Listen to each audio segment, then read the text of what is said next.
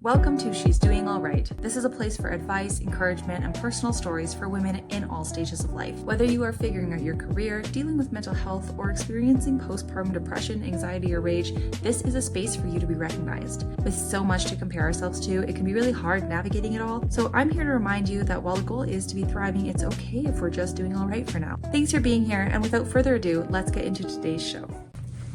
Hello, and welcome back, or welcome to the podcast. This is a long overdue episode, as they all have been. It's been crazy busy, crazy life, and I will get into that in another episode maybe. But right now, I wanted to start the new year with something that would be really helpful to anyone who's kind of going through pregnancy or postpartum, or any really mental health of any sorts. This is 4 signs of postpartum depression and 8 tips for getting through it. The 4 signs are things that I have experienced myself, and the 8 tips are also things I have experienced myself. So if you have something different, or if you've experienced something differently, I'd love to hear it. This is gonna be a really valuable episode for kind of anyone, moms especially, whether this is your first or second postpartum experience. Every single one is so different. So you could have a really great first time, really rough second time. You could have a really awful first time and a blissful second time or third time, or whatever it is. It's great for dads or partners if you are listening and your wife is, or your partner is pregnant, or going through this. It's just so good to know the signs and look out for how to recognize it. It's similar to regular depression, but postpartum depression is a beast of its own kind, and it manifests in different ways as well. So it's really important to know the signs so you can encourage them to get help from a professional earlier. Early intervention, in my case, was a complete difference, 180 from my first experience with it the second time. So also, if you're just a friend of somebody, if you have someone in your life who's pregnant or trying to get pregnant, or they just had a baby, I would recommend listening to this episode and just taking a couple notes, because there is so many things that you don't always catch.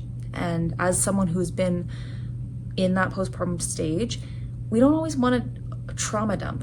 We might be sad or negative, but we're not going to necessarily open up onto everything. So we're going to get into all of that starting right now. So these are 4 signs that you have not the baby blues, but like full on postpartum depression. It creeps in slow, and you don't necessarily realize it because everything is changing so fast, and it's really overwhelming. I think this 6-week checkup, like they typically do a mental health check at 6 weeks, it's a joke because you're so sleep deprived, and especially if it's your firstborn, you don't know what's normal. You're crying a lot, but you're really happy. Great. Your hormones have not settled. Try again at the 12-week mark or 3-month mark. Basically, they call it the 4th trimester. Your hormones are all over the place. Once they settle after those 3 months, that is when you're going to actually start to notice things that are maybe not sitting right. With my second baby, it was that time. I was having a really good first 3 months, and I was like, this is so nice to experience it, because it hit pretty fast with my son. I just didn't know it until 10 months. So I was really on guard for those feelings and everything. But yeah, it came in pretty quick. We hit that 12-week stage, and all of a sudden my husband brought it up to me like, hey, you're saying a lot of things that you used to say when our son was born, and they weren't great things. And I'm like, oh, okay, so we're gonna go get help this time. And we did, and we'll get into that. So the first sign of postpartum depression is your mood. And it's tough to say that because most people associate depression with mood, but this isn't just being sad. You're wanting to watch out for, whether this is someone you're watching out for, or if you're looking for yourself, mood swings, and like instant mood swings. Like you're really happy, one thing stops, or the baby cries, and it's like your world is melting down. Those are the mood swings that you need to watch for. It can manifest into rage and anxiety, and those are really good things too, because or good signs. They're not good things, but they're good signs that you might be needing some more professional help or dealing with postpartum depression. My biggest sign was feeling immense emptiness and hollowness. I saw this online when I was trying to just like gather some notes for this episode. And when I saw that, I was like, that is exactly how I felt. I just felt not even numb, because numb feels like there's still something under that. And this emptiness and hollowness that I felt, I was a shell, and I had no purpose other than keeping a baby alive, and I didn't want that one. Like, I didn't want that job. So that is a good sign. If you cannot find any joy or anything in your current life that gives you feeling, please talk to somebody quickly. And it's important. Like, this is all a very touchy subject, I know, and as I'm not a professional, I should also state, so this is just my advice as I lived through it, but it's a lot to go through. And when you feel empty or hollow, it's a really scary thing to go through. The second sign is your energy. It's gonna dip. You are so tired, and I was like, I just tell people, oh, I'm so tired, I'm crying all the time. And that's not normal. I didn't know that. I thought that was very normal. I thought, well, we're all sleep deprived. But what I didn't know at the time is that sleep deprivation is probably going to contribute to depression in some way, whether in some level. And I will also note that depressions can feel different. So my first time around was different feelings than my second. The signs were all there, but how I felt them and how I showed them were a little bit tweaked as well. So you want to focus on what's causing you to feel so tired, what's causing you all asleep, and you're like, Sarah, it's obviously the baby. The baby's causing me to feel so tired. I get it, but that's not what I mean. I mean, if sleep deprivation is the issue, then you need to figure out, why are you not getting enough support around that? How can you set up better systems for yourself?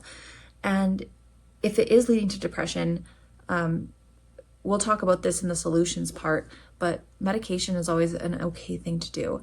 It can be temporary. It's not forever, but this, not to get so dark, but like, you want to have a longer time with your kids. I promise.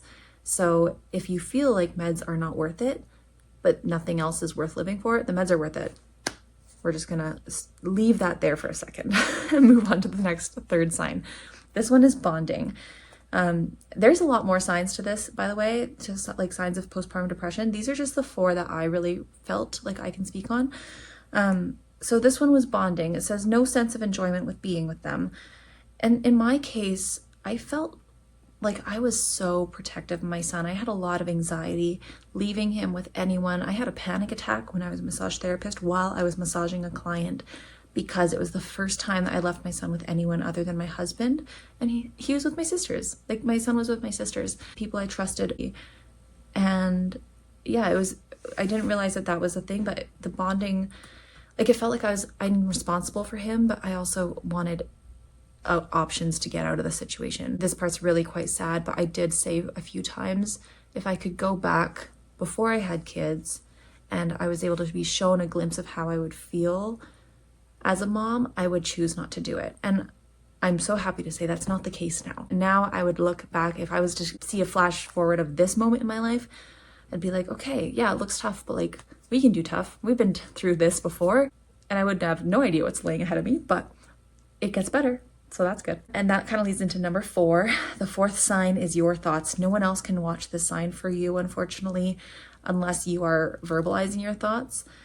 But intrusive thoughts for the average person are not the same as they are for someone who is experiencing postpartum depression. And I'll tell this one example. I was talking to my trainer of like, yeah, I get these intrusive thoughts, and she started laughing. And then I carried on, and I was like, I got like these things of, like, when I had my son the first time, he'd be in the backseat of the car, we'd be driving down this major highway in my city, and I always had these feelings like if a car pulled up beside us, they were gonna lean out the window with a gun and shoot him in the backseat and kill him. That was one of my biggest fears. I hated driving with him because in the backseat, I can't instantly protect him.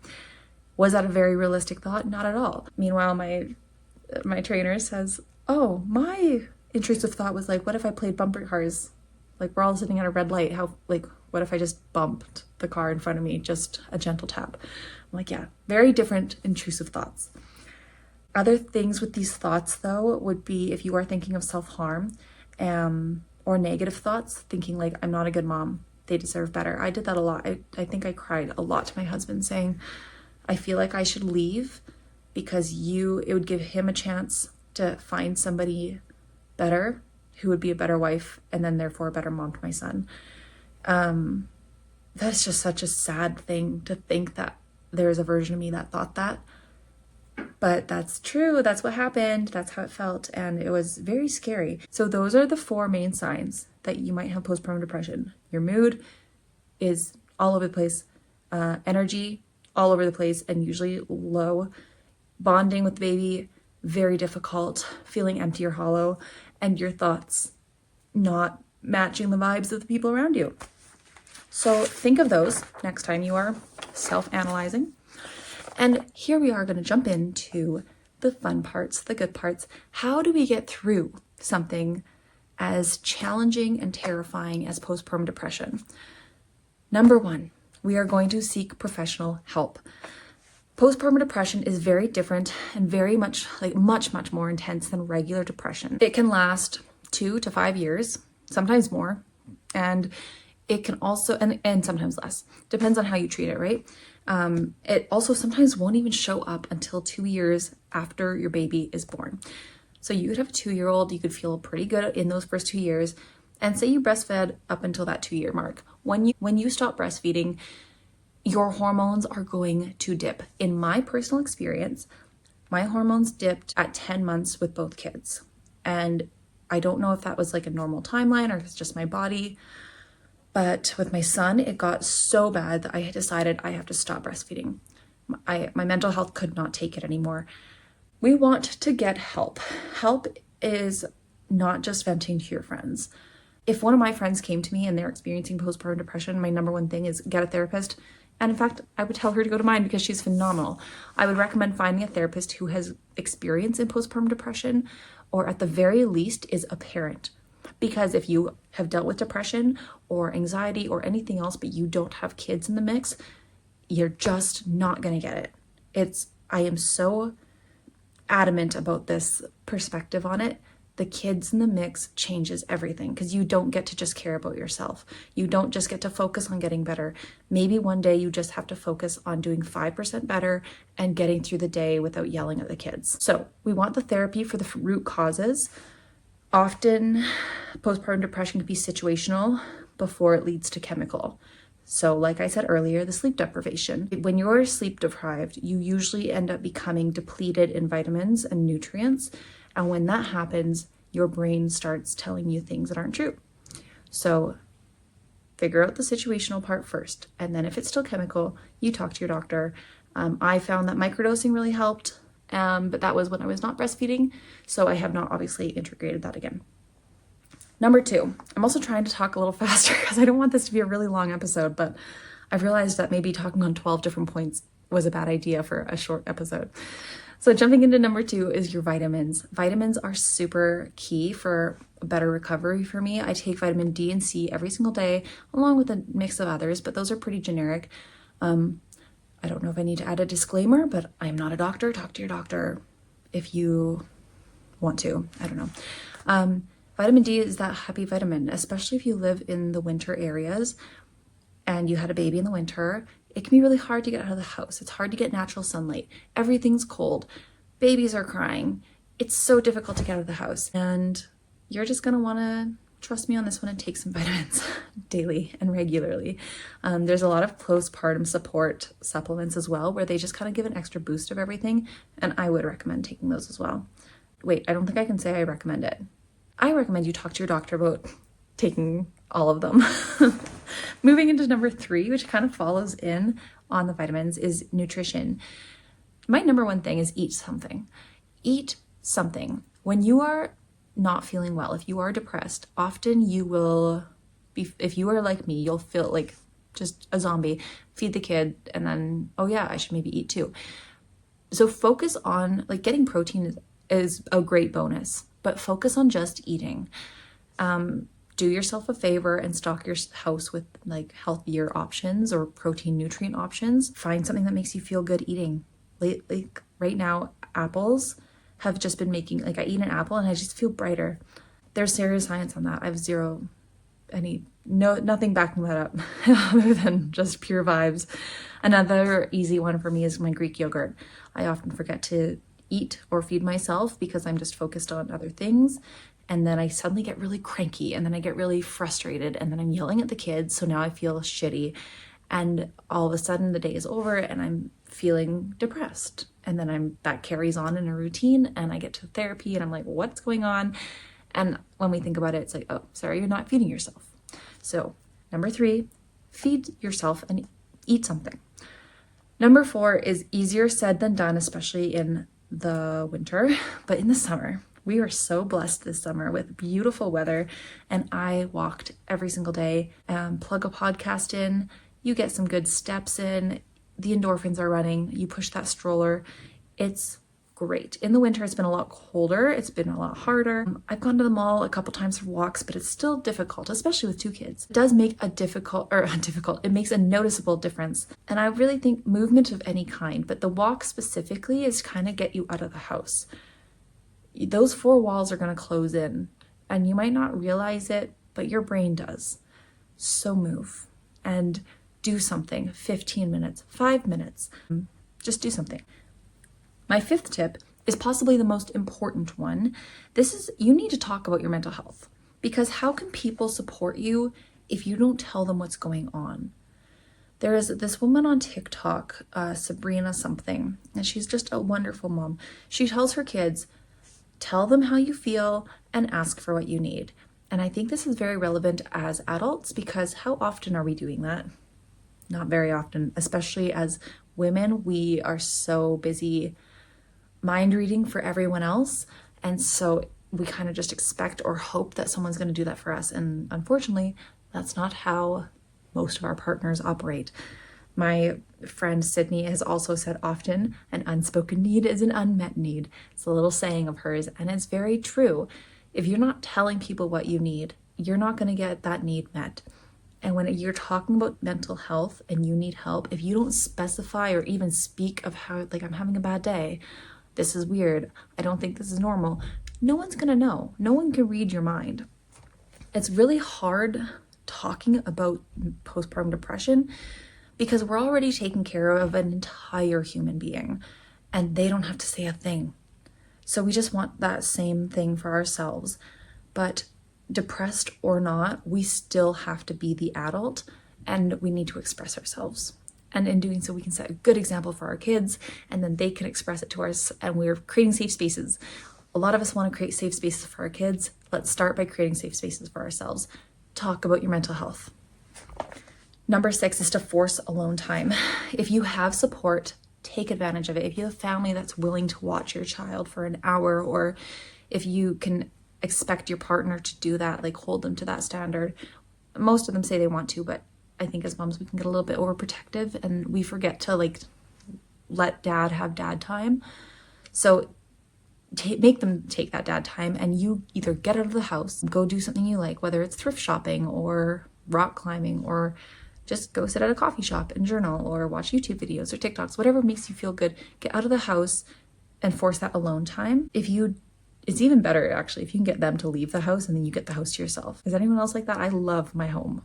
And I love it with kids in it, but oh my goodness, do I ever love it when I don't have kids in it. If you don't have support, that one is definitely a little bit harder. And I am sending you all of my sympathy or not sympathy, but empathy, because that can be really tough. I have a lot of single mom friends and they don't necessarily have family in town or family that is quick to help out. And I believe they have to make their alone time after the kids are in bed. And then that's when they watch their shows and do their workouts. But the point is that they're making time for themselves. I did say to go ahead and scroll on TikTok or watch a movie, but I would advise less of that and try and do something that's truly beneficial for future you. What can you do now to set future you up for success? Because ideally, that version of you is not dealing with as much depression and she's feeling a bit better about herself and her life. So make choices now that she's making. I hope that makes sense. Number 7, my 7th tip, prioritize more sleep, less screen.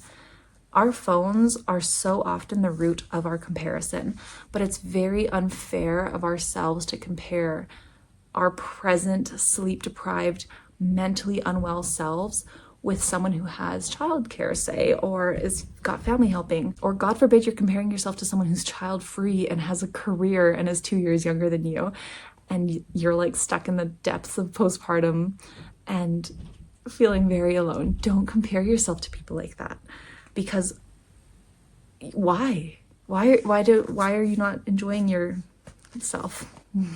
Just don't do that. It can be really tough, but one of the easiest ways to fix that is unfollow or block those kind of people, because they are lovely people, I'm sure, and you can always go back and follow them again, but at this point it's doing nothing for you. Block and unfollow, and then put your phone down and go get some sleep. It feels maybe FOMO-y. That's not a word, but you know what I'm saying. I get some FOMO when I'm told to go have a nap, and someone else is going to watch my baby. Sleep is the biggest thing we need. That's it. I don't need to beat that one into the ground. I think we all get it. And lastly, number 8, my final tip here, remember that this is not entirely within your control.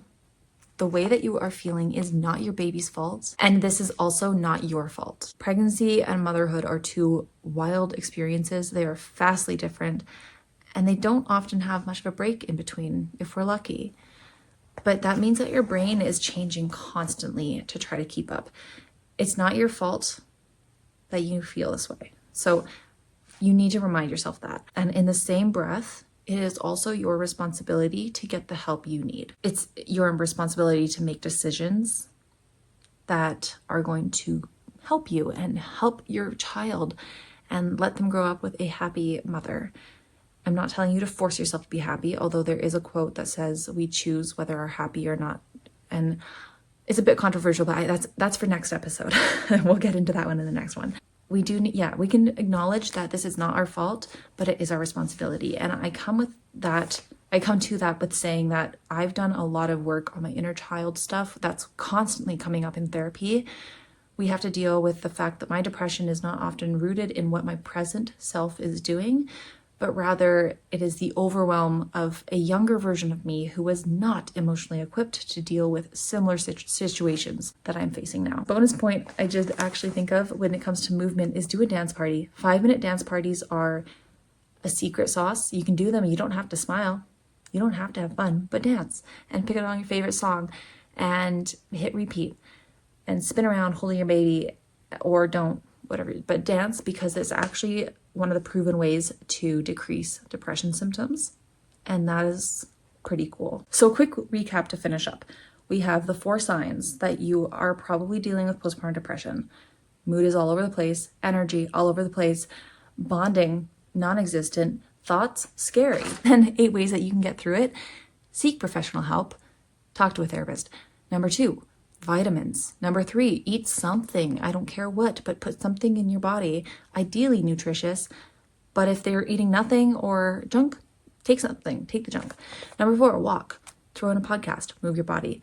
Number 5, talk about your mental health. People are not mind readers. You need to express what's going on so that people around you have an idea and can help. Number 6, force the alone time. Make it happen. 1 hour a week feels minuscule. That's only 52 hours a year.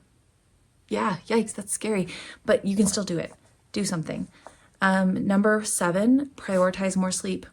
Even when you're done listening to this, if it's an appropriate time for bed, put the podcast down when we're done with this and go sleep. Don't touch your phone anymore. You don't need it. It's going to be there tomorrow. And number 8, remember that this is not your fault. You are not to blame for postpartum depression. It is completely out of your control. But you also have the power within you to get better and to fix it and feel happier. And you deserve to feel happier. And it's okay if it's not today, and it's okay if it's not tomorrow, but just hold on to the fact that it's going to be one day. And as long as you're determined that one day you're going to feel better because you're doing the work, you're going to be fine. Bonus tip that the dance parties help, especially if you have an older kid. Mine's 3.5 and he likes our dance parties. It's often to Paw Patrol theme songs, but that's fine. It does the trick. So I have a couple questions to finish up here for you as a listener. Have you experienced postpartum depression? And if you have, when did it sink in or start? When did you first notice it? And then from that point, how far did you go before you started to actually recognize it and treat it? And my main question, this is going to be on the Instagram page. So if you go to Sarah, She's Doing All Right podcast on Instagram, there is going to be a page for this episode or a slide. And I would love if you have experienced postpartum depression or anxiety or rage. Go ahead and leave me some comments. What advice do you have for somebody who's been experiencing this? So I just plugged the social media. I also have my personal social media, sarah.g.carter, and that is a little bit more frantic and chaotic and also more regular. I post on stories a lot there, and I'm also on TikTok. So thank you so much for listening to this episode.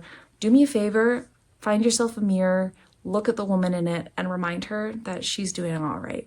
Thank you so much for listening. I really appreciate that you spent your time with me today. I love you, and I will see you in the next one. Bye.